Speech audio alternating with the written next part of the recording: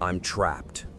A sudden blizzard has me pinned down in the middle of Yakutia, a region in Siberia that holds the record for the coldest inhabited place on Earth.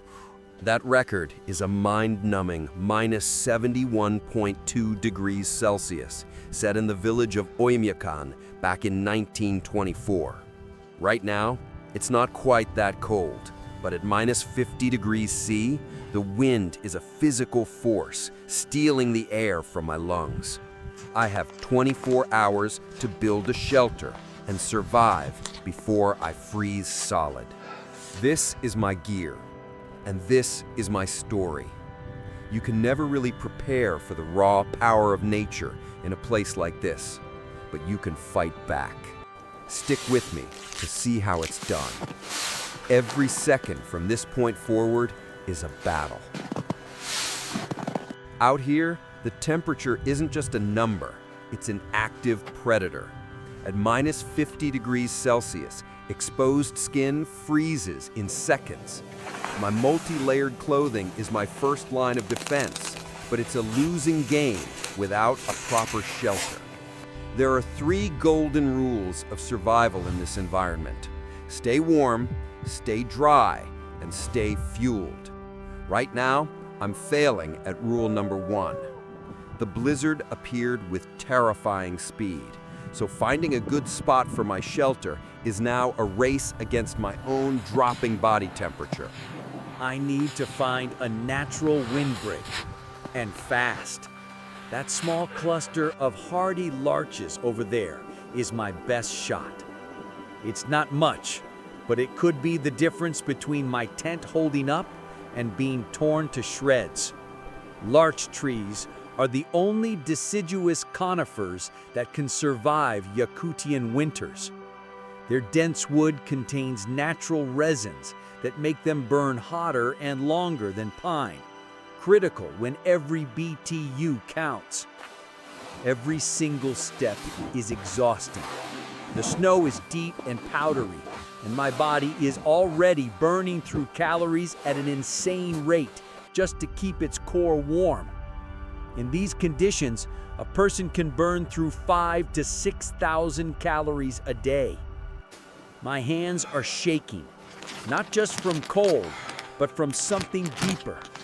Fear. Real, primal fear. I've done cold weather survival before, but this is different. The wind doesn't just chill you.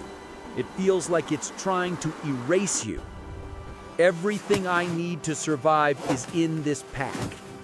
My shelter is a specialized hot tent designed for these extremes, and its heart is a small wood-burning stove.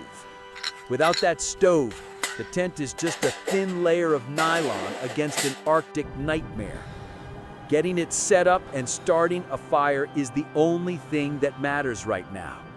I can feel my fingers stiffening. Even inside my thick gloves, I have to move faster.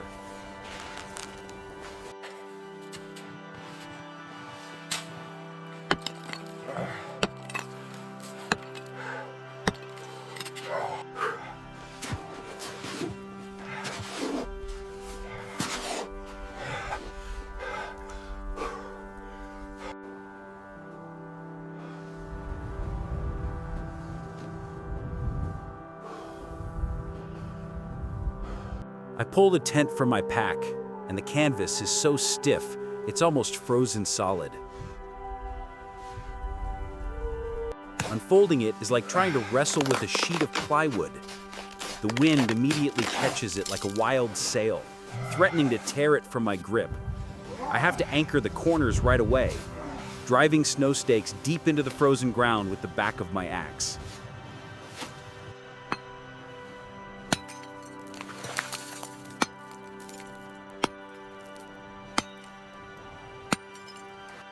The tent is up, a fragile dome in a world of white chaos. But it's not a shelter yet. The next critical step is insulating myself from the ground.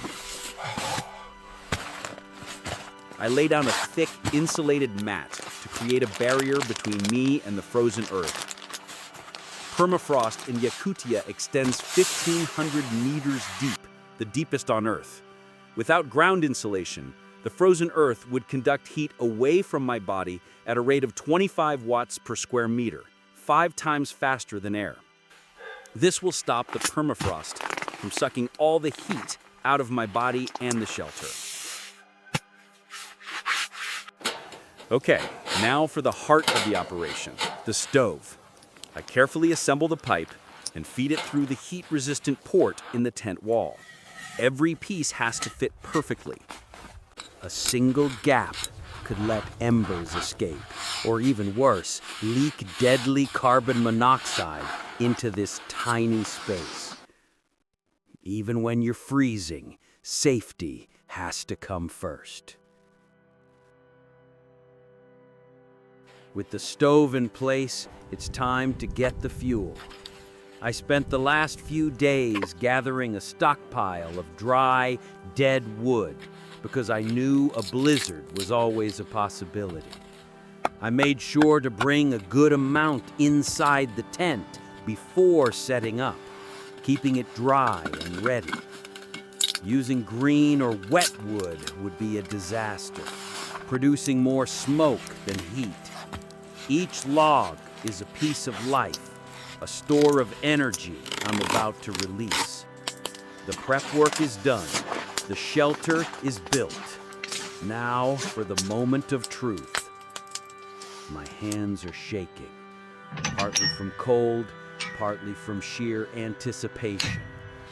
I arrange the smallest, driest twigs inside the stove, build up a small pile of tinder, and hit it with my ferro rod. A spark catches. A tiny flame flickers to life. I gently add more kindling, coaxing it, protecting it. For a few tense seconds, it's touch and go. The flame sputters, and then it strengthens. It's alive.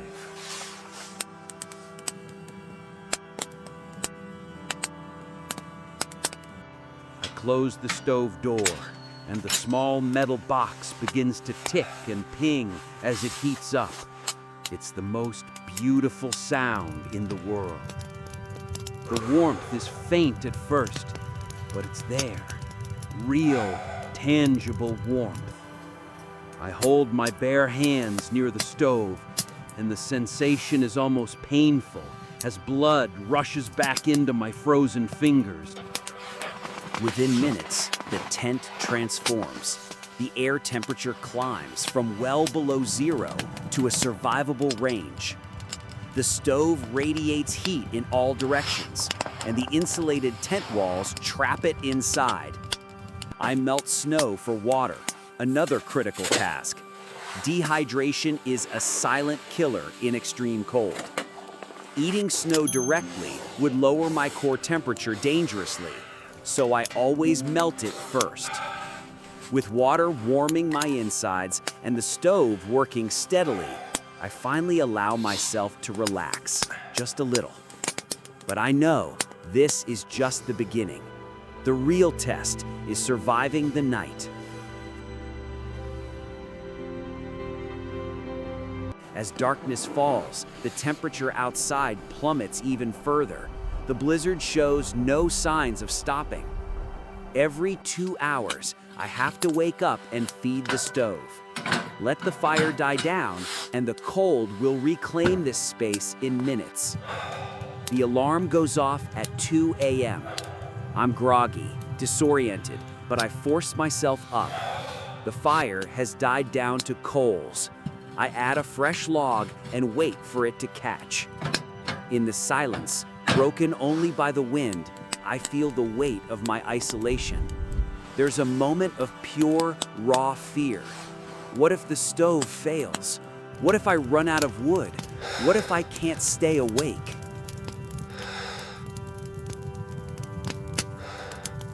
Out here, what if can become what happened in the blink of an eye. But I push the fear down.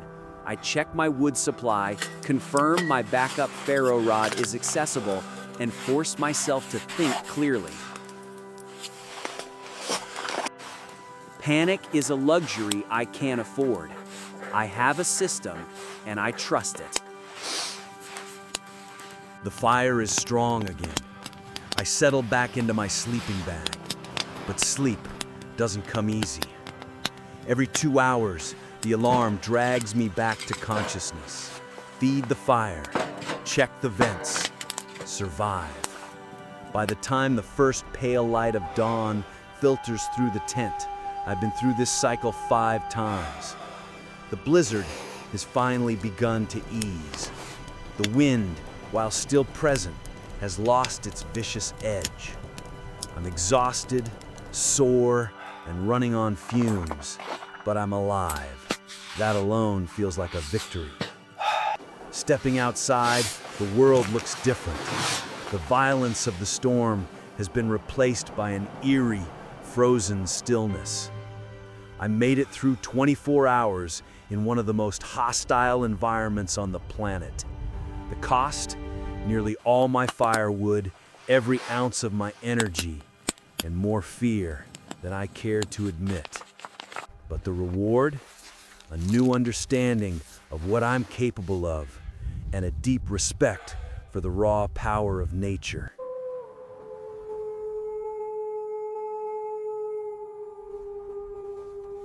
The numbers tell part of the story. 24 hours at an average of minus 50 degrees Celsius, roughly 15 kilograms of wood burned, 12 stove feeds, and an estimated 4,800 calories burned just keeping my body warm. But the real lesson isn't in the stats. It's in the preparation, the discipline, and the willingness to face your fear head on. Yakutia tested me, and I came out the other side. Not unscathed, but stronger. If you want to see more real survival stories from Earth's most extreme environments, subscribe to Extreme Earth. Because out here, every story is a battle, and every battle teaches you something.